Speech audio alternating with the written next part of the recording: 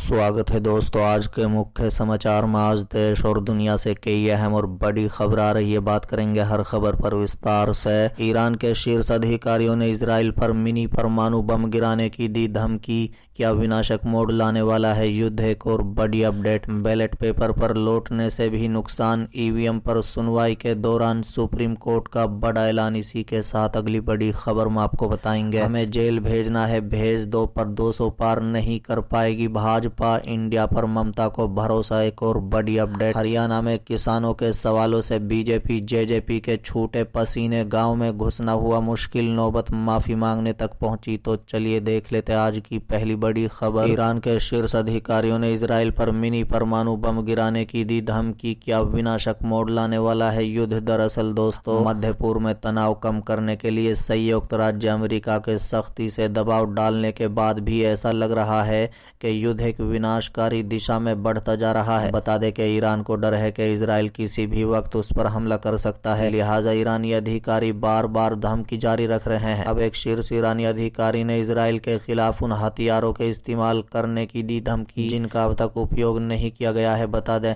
Latest बयान में कहा गया है कि तेहरान तेल अवीव के खिलाफ सामरिक हथियारों का उपयोग कर सकता है जिन्हें इजराइल के खिलाफ मिनी परमाणु बम माना जाता है। बता दें कि डिफेंस एक्सपर्ट्स ने ईरानी धमकी को चिंताजनक करार दिया है, क्योंकि अगर ईरान ऐसा किसी हथियार का इस्तेमाल करता है तो वह हथियार इजराइल में तबाही ला सकता है। कुल मिलाकर अगर ऐसा होता है तो लाखों लाखों लोग मारे जाएंगे। ईरान से संबंधित लबनानी समाचार आउटलेट अल मयादीन न्यूज से बात करते हुए ईरान के राष्ट्रीय सुरक्षा और विदेश नीति समिति के प्रवक्ता अबुल फजल ने धमकी देते हुए कहा है कि तेहरान ने उन हथियारों का उपयोग करने के लिए तैयारी कर ली है जिन्हें उसने पहले कभी तैनात नहीं किया था। उन्होंने कहा है कि हम किसी भी इजरायली आक्रमण का सामना करेंगे और उसका जवाब देंगे। हम उन हथियारों का उपयोग करने के लिए तैयार हैं जिनका हमने पहले उपयोग नहीं किया है। हमारे पास सभी हथियार हैं और हम जियोनीवादियों से तर्कसंगत रूप से काम करने का आह्वान करते हैं। बता दें कि इससे पहले ईरान के राष्ट्रपति इब्राहिम राइसी ने भी यरूशलेम को अब तक के सबसे भयानक हमले का सामना करने की चेतावनी दी थी। हालांकि उन्होंने उन हथियारों के बारे में ज्यादा जानकारी नहीं दी जिनका इस्तेमाल किया जा सकता है। इसी तरह के बयान ईरानी विदेश मंत्री अमीर अब्दुल्लाहियान ने भी दोहराए। उन्होंने इजराइल और संयुक्त राज्य अमेरिका को चेतावनी दी थी कि अगर रात भर इजरायली क्षेत्र पर बड़े पैमाने पर ड्रोन और मिसाइल हमले के बाद उस तरफ से कोई जवाबी कार्रवाई की जाती है तो बड़े खतरनाक प्रतिक्रिया होगी। ईरान के शीर्ष नेताओं की धमकियां उस वक्त आ रही हैं जब इजराइल ने कहा है कि अभियान अभी खत्म नहीं हुआ है। ईरान के विदेश मंत्री अमीर अब्दुल्लाहियान ने कहा है कि इस मोड़ पर पहुंचकर इस्लामी गणतंत्र ईरान का रक्षात्मक अभियान जारी रखने का कोई इरादा नहीं है। उन्होंने धमकी देते हुए आगे कहा है, लेकिन यदि ज़रूरत होगी तो हम किसी भी नए आक्रमण के खिलाफ अपने वैध हितों की रक्षा करने में संकोच नहीं करेंगे। बता दें कि अमीर अब्दुल्लाहियान ने कहा है कि हमला वैध रक्षा का अधिकार का प्रयोग है और क्षेत्र और अंतर्राष्ट्रीय शांति और सुरक्षा के लिए ईरान के जिम्मेदार दृष्टिकोण को दर्शाता है। हालांकि पिछले 2 दिनों से जमीन पर हालात सामान्य बने हुए हैं, लेकिन ऐसा माना जा रहा है कि ये तूफान से पहले की खामोशी है और इजरायली सेना प्रधानमंत्री के इशारे का इंतजार कर रही है।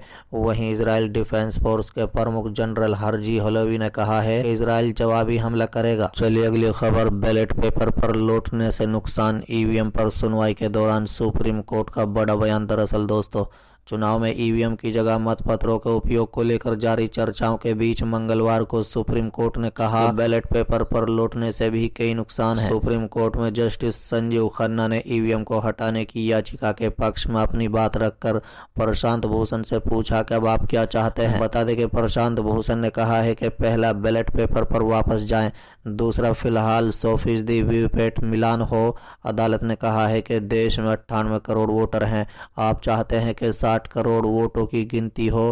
प्रशांत भूषण ने कहा है कि बैलेट से वोट देने का अधिकार दिया जा सकता है, ये वीवीपैट में जो पर्ची है उसे मतदाताओं को दिया जाए। बता दें कि प्रशांत भूषण ने वीवीपैट की पर्ची मतदाताओं को देने की मांग के साथ कहा है कि मतदाता उसे एक बैलेट बॉक्स में डाल दें।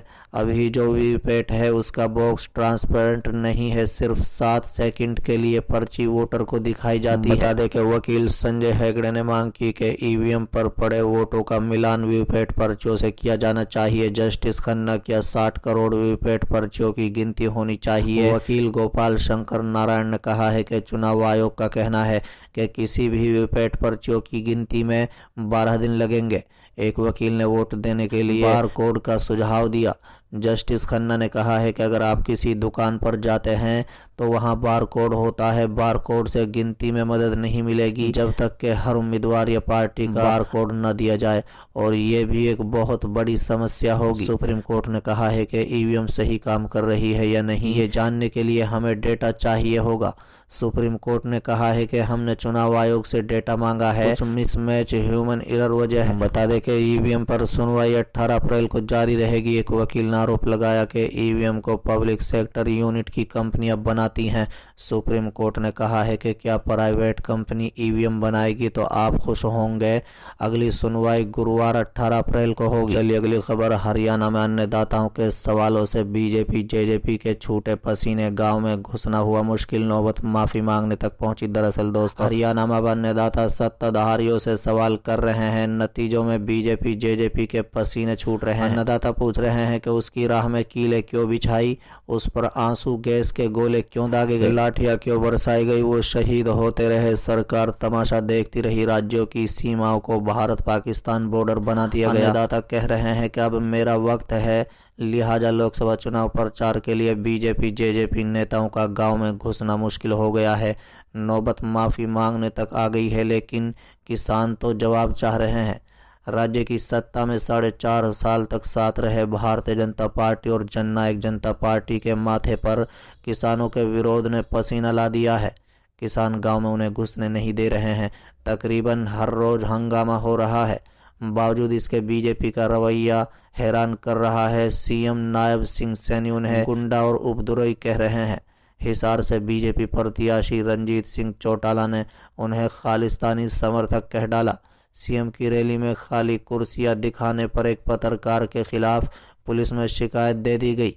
जेजेपी का रवैया और दिलचस्प है। सत्ता से बाहर का दरवाजा दिखा देने के बावजूद वो कभी किसानों को धमका रही है तो कभी माफी भी मांग रही है। हरियाणा में बने हालात बीजेपी जेजेपी की बेचैनी बढ़ा रहे हैं। बता दें कि हिसार के नारंदौर हल्के के गांव बुडाना के सोशल मीडिया में वायरल हुए पोस्ट की इबारत इन हालातों की तस्दीक कर रही है। वायरल पोस्ट में लिखा गया है कि गांव बुडाना ये ऐलान करता है कि हमारे गांव में बीजेपी जेजेपी नेताओं और कार्यकर्ताओं का आना सख्त मना है।